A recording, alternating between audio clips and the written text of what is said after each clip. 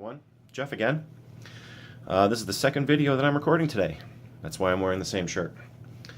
I may post this today, if not, probably tomorrow. Today's Thursday, the 4th of January.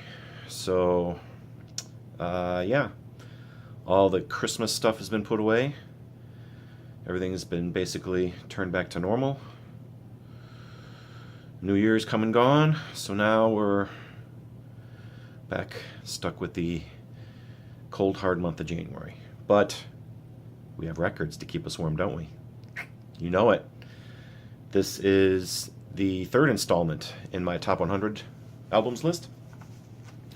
Numbers 80 through 71 is what's going to be covered in this video. And at number 80, jumping right into it, is the Woodstock soundtrack.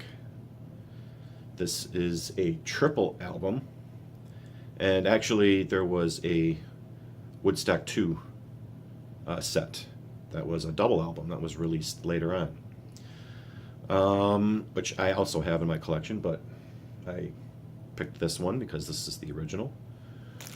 This has just all the songs. Probably can't even read that, but there they all are. I mean, this, if, like I said before, if I had a TARDIS and can go to any concerts in the past, Woodstock would be my first stop. There's so much classic music here. It's unbelievable. I mean, you've got Santana broke out in Woodstock, and they play Soul Sacrifice on this, and it's a smoking version. It's way better than their studio version that came out on their first album. You've got, of course, Joe Cocker did his famous cover of Little Help from My Friends. That's on here. You've got Crosby, Stills and Nash, who were playing together, I think, for the first time as a foursome, or maybe the second time. But one of them. I know Neil Young had just joined the band right around the time this came out, even though he famously refused to let himself be put in the film. He didn't want to be in the Woodstock film. Country Joe and the Fish, Richie Havens, Sly and the Family Stone, Jefferson Airplane, Butterfield Blues Band, Joan Baez, Country Joe and the Fish. I mean, it's all this stuff is great, and if I was there, I'm sure I would still be tripping on the brown acid. But this is my number 80 album, the Woodstock soundtrack. I also have the 40th anniversary edition of the movie on Blu-ray. And of course, now that's 2018, next year will be the 50th anniversary. So, who knows, maybe some unreleased tracks will get put out in another album. We can always dream. Number 79 is John Lennon's first solo album, the Plastic Ono Band. Here's the back cover. Little picture of John there. Growing up, I think John was probably my favorite Beatle. I don't know if that's still the case now. I mean, I like them all, but George really seems to speak to me more these days than John did. But this album is just pure, raw, hard emotion. I mean, this is when John Lennon was going through primal scream therapy, and a lot of these songs are just powerful and harrowing. And I mean, it's not always a feel-good listen. There's a few moments of calmness there, but this is some powerful stuff. I mean, he never really got this raw again with his music. But I guess the experience of coming out of the Beatles and trying to figure out his way and starting his life with Yoko, whatever the reason, I can only begin to imagine. But this is a pretty powerful record, and although Number 9 Dream is probably my favorite single by John Lennon, as an album taken as a whole, this is probably my favorite of his. Plastic Ono Band by John Lennon. That's number 79. And for number 78, we have to turn it up and crank out some AC/DC, don't we? I think we do. We need to add some hard rock to this mix. Let There Be Rock, what can you say? Front to back classic. I mean, the title track, Let There Be Rock, Bad Boy Boogie, Whole Lot of Rosie, Hell Ain't a Bad Place to Be. I mean, basically the entire album front to back is just a Stone classic. And I admit I'm more partial to the Bon Scott era of AC/DC. Nothing against the Brian Johnson era. They had some good stuff too, but for me, Bon Scott was easily, in my opinion, the far better AC/DC singer. And this album, you can just put it on and crank it and just never get tired of listening to it. Or at least I never get tired of listening to it. That's number 78. Quickly, because I just showed this one recently, I had to put Superfly on the list. I talked about this a little more in depth a couple of videos back. You know, it's Curtis Mayfield, it's Superfly. It had to be on the list somewhere, so I'm putting it at 77. And I'm moving right along because there's only so many positive adjectives I can come up with in such a short period of time. Number 76 is the Smithereens' first album, Especially for You. Very sad about Pat DiNizio dying. He died on my birthday. Yeah. This is the Smithereens were like the first band to really nail down that retro rock sound, kind of like that 60s garage, but make it modern sounding. And Pat DiNizio has got a great voice, and he writes these beautiful, sad songs. There's the back cover. I mean, this one here is just chock full of Smithereens goodness. I mean, Strangers When We Meet, Behind the Wall of Sleep, In a Lonely Place, Blood and Roses. I mean, you could just go down the list, and it's just track after track is just classic. So, like I said, it's very sad indeed whenever somebody that you really enjoy in a band or a musician, artist, dies, and Pat DiNizio is no exception, but we'll always have the records, we'll always have the Smithereens classics to remember them by, and that's my number 76 album, Especially for You by the Smithereens. I need another drink of water.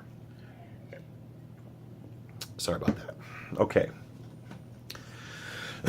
Number 75 is Eric Clapton's first solo album.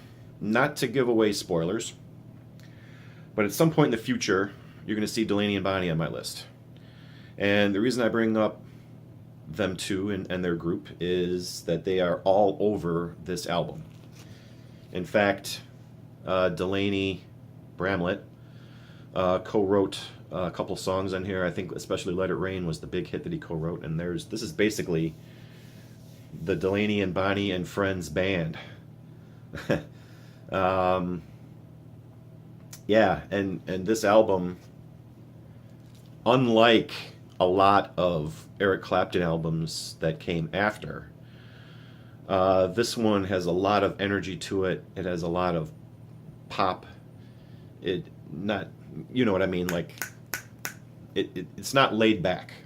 Eric Clapton got laid back in the mid to late 70s and just became kind of a groove guy and didn't really reach the same heights of guitar heroism.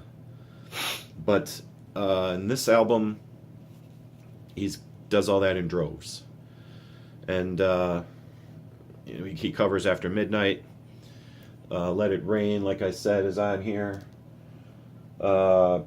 Easy Now, Blues Power. It's just a great album. I kind of have a love-hate relationship with Eric Clapton. There's a lot of stuff by him that I really don't like, but there's plenty more that I do.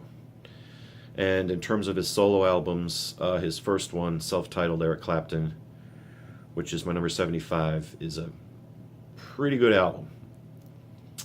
It would have been nice if he had stayed in this vein, but after this, he did the whole Derek and the Dominoes thing, and then he became a heroin addict, and then he retired for a couple of years there in the 70s before returning. So, but like I said, we'll always have this album, and it's a pretty good one. If you're interested at all in Clapton, I mean, you have to be kind of picky, I think. But if you get this album here, you really can't go wrong. Front to back, it's really good. And yeah, there you go. That's number 75 on the list.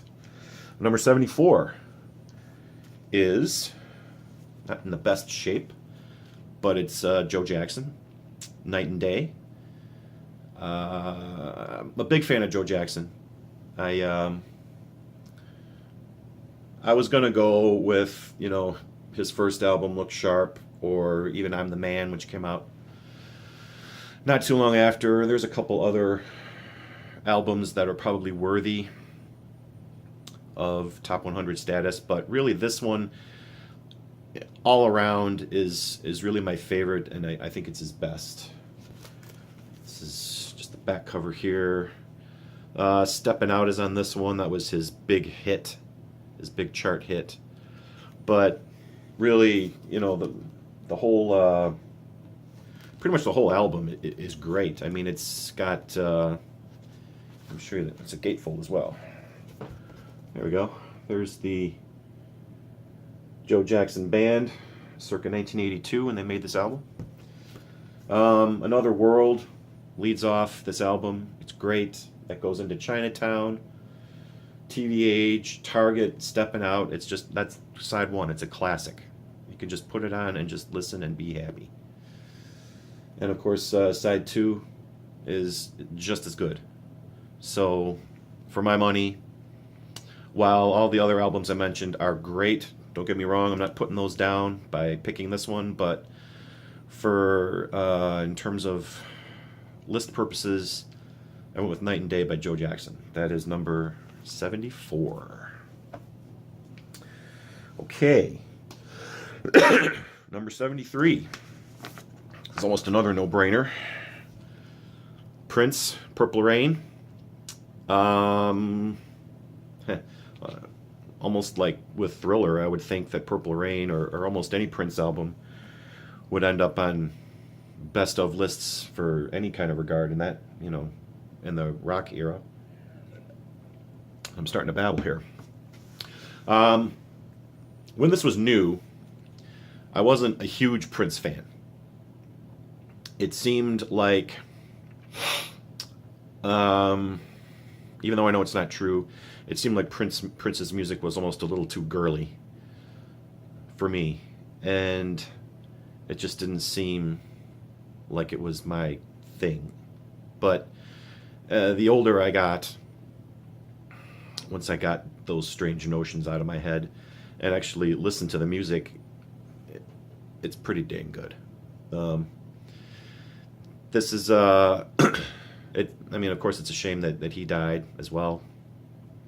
And actually, I found this album in 1999 at an estate sale that I got for real cheap, and these are like brand new. I think this one even has the poster. Yeah, it does. I'll just show the back cover here. But yeah, really, Prince was a genius in his own right, as much as anybody else. So, my number 73 album is Purple Rain by Prince and the Revolution. Number 72. It's by one of my all-time favorite singers, the great Al Green. I could have picked probably Let's Stay Together or even Call Me to go on this list, but really, with greatest hits, it's just boom, boom, boom, boom, one great classic track after another. There's the back cover here. This is a reissue that I bought a couple years ago when I went to the Rock and Roll Hall of Fame. I went there with my wife for our first anniversary, believe it or not. So yeah, this one's gets played a lot. Al Green is just fantastic as a singer. I mean, if you don't like Al Green, I mean, I don't even know if you like music if you don't like Al Green. I mean, he's just got such a sweet, perfect voice, and it's funky, and I love the backing band. I love the drum sound on all of those old recordings at the High Records studio. Willie Mitchell produced. It's just classic stuff. I mean, to me, I think probably more babies were made listening to Al Green records. I think maybe Barry White might be the only one that could challenge Al. But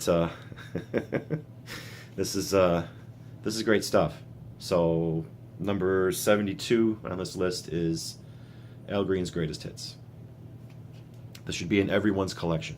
Everyone should own this album. If you don't own this album, get it. Whether it's on vinyl, CD, MP3, whatever. Get this album, will you?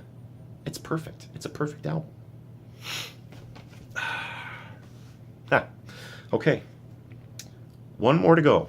And this one I have in a multitude of formats, which I'm going to show you right now. Number 71 is Nuggets, the first Nuggets collection, or the original artifacts from the first psychedelic era, 1965 to 68. I am a big fan of the Nuggets collections, and this copy here is a reissue on Sire Records, which came out, I think, in 1976. The original album cover I have in a CD version looked more like this, because the original Nuggets album came out in 72, and it had this kind of psychedelic looking cover. I had to have the original on vinyl because you guys understand, to me it just sounds better on vinyl. It just does. But the difference here is this set is expanded from the original album. It's a 4 CD set, and the first CD makes up this album here, and then you get 3 more CDs full of nuggets from roughly that same era. Like I said, I'm a big fan. I've got this set. I've got Nuggets 2, which focuses on the British acts. This set, it focuses just on American acts. So Nuggets 2 is British. And then I've got Children of Nuggets, which focuses on 80s songs and material. And then I've got a couple other collections. Rhino Records put out, like a dozen other Nuggets collections. I got one of those, and I've got the Record Store Day version of Come to the Sunshine, which is like Sunshine Pop, it's called. That's a Nuggets collection too. Now, you might be asking yourself, Jeff, what the hell is Nuggets? These were regional hits in the 60s. Some were regional hits back when radio was the main gateway, main source of discovering new music. That's not like that in radio anymore. You don't get a DJ playing a different song than what is on the playlist, like you probably did back in the early FM era. And there's any number of songs that became hits because it was a B-side and the DJ played the B-side and that became the popular song. That's kind of what this is. This is also some one-hit wonders. It's just a combination of like garage rock, psychedelic, some kind of psychedelic garage. This just gives all of the credits on the songs. But I'll show you the back cover for this one. There's a lot of liner notes with these Nuggets collections. It tells you all about the band and the song.